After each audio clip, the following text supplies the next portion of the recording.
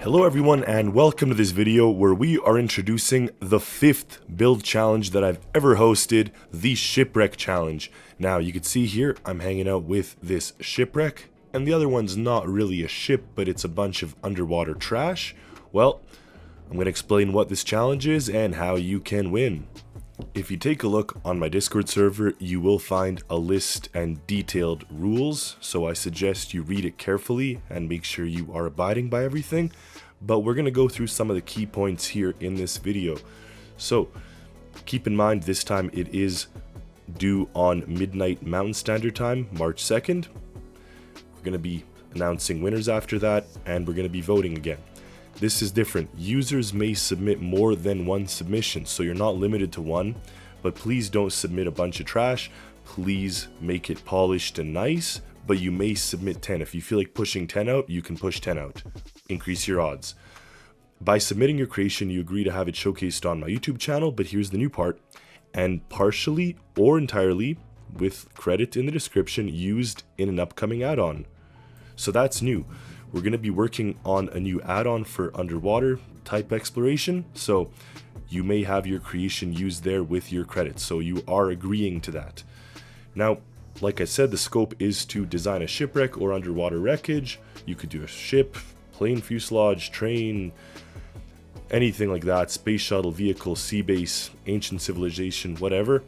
Now, you have to have your creation on one single working area, so when you go to bodies in your workbench, it's kind of red. You can have sub bodies, but one main body. You're encouraged to make your own, but you can use any of mine, Sheppy 5, or Lord Bison's creation as a starting point.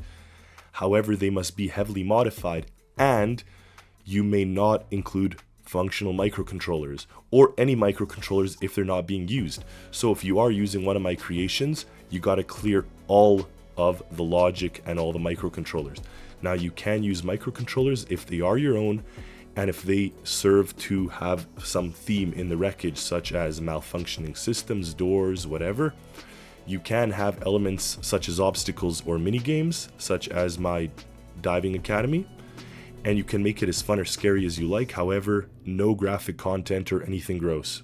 You can add creative elements, sea life, vegetation, debris field, whatever. You can make a story for your wreckage. They must be realistic in nature, no unrealistic elements, no alien sci-fi stuff like that. You can use XML editing for the body only, no glitches or external mods. And like I said, you have to have your own microcontrollers. There is no limit to them, but they have to work for the wreckage. Now you can read how we're going to select the winner. Like I said, it's going to be voting. It'll be interactive, and good luck to all who participate. Which brings us here in the game, where we can dive down to this sort of wreckage that I put here. Now, obviously, this is not really any theme. You wouldn't have a car with a bunch of tires with a boat, probably. But the idea is that I've taken, or this is actually what brought about my Regal Built story, but this is a boat that I have, that I then modified to kind of look like a wreckage. So you could see that there's beer bottles strewn about. There's kind of like mold and growth with green stuff. Cleared out, right? It's kind of simplistic. It's not a full-on detailed interior, but that is kind of what we're looking for. Now the tires, you could see, actually has a mini cave, so you can put kind of secret hidden elements and passages. And then here the car has a debris field. But something to note is this car actually doesn't abide by the rules because it's not on one major body, and I'm going to explain that here in a second. First of all, keep in mind you're submitting actual creations. You're not submitting an add-on, so you're not going to be placing it in any location. They'll just be physical things like this that we can spawn. Now, of course, they don't have to be made in this hangar. You could make it in the oil rig and make it huge if you want, but it just has to be like this. Now, see here, if we go to this, there is one major body. Now, I did put this little cave here, so that would be pretty much allowed. Now, this is too simple, and I don't recommend someone just submit a bunch of tires. This is purely just an example. Now, you can see this. Yes, it is all on one body, but I would still probably recommend that you place it on one piece, like this, even if that piece is going to get hidden beneath the level of the sand, you could even paint it sand color. That may probably be a better way about that. But regardless, this kind of has to be one unified body, very easy to understand and place. If you need some inspiration, I highly recommend you take a look at my OMA Diving Academy, because there is a massive pool here for testing and for diving practice, and you will find pretty much in here some elements that you can use to inspire you, such as the shipwreck and stuff like that.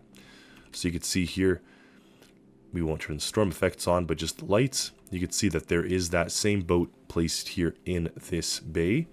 But in addition to that, we actually have a cave here. We'll go ahead and equip flashlight and stuff, even a glow stick. Now if we throw one of these, a little bright if you will, but the idea is that now you can see kind of what I mean by mini games. So over here there is a button that opens this gate. So if I press it open, you can see the gate opens up, and now I'm in here. And then to open this door, you got to turn this crank. You can see that kind of shoots open, and then you can make your way in through here. Now I do have little treasure chests and keys and stuff, so I highly recommend, if you are going to go that route, that you also definitely make some logic as to what we're looking at, so it's not just kind of random things like this. Now you can see here that there's a player sensor that toggles this water kind of shooting and creates it to be very difficult to see. Now over this part of the cave, we actually have kind of a little hidden entrance, so you can actually enter through that hole as well. So there's kind of just a very basic ship hull here, and like I said, this boat. These are obviously all very small to fit inside this one singular diving pool, but they should just kind of serve as an example of the type of stuff you can build. Funny enough, the MV Cochrane already looks like it's a floating hulk that's going to be sinking soon, but you will be disqualified if you just take this ship and sink it. It has 100 at least microcontrollers here, and I don't want to find anything anywhere. So heavily modified, and potentially some kind of story. You are expected, hoped, to get some creative ideas, so not just my own creation that I could throw underwater and touch up, but I'd be curious to see what people can implement. So if you do want to take a spy ship such as this, just gotta change it up, otherwise we're not going to be using it or even considering it for the challenge. But anyway, I can't wait to see what people come up with.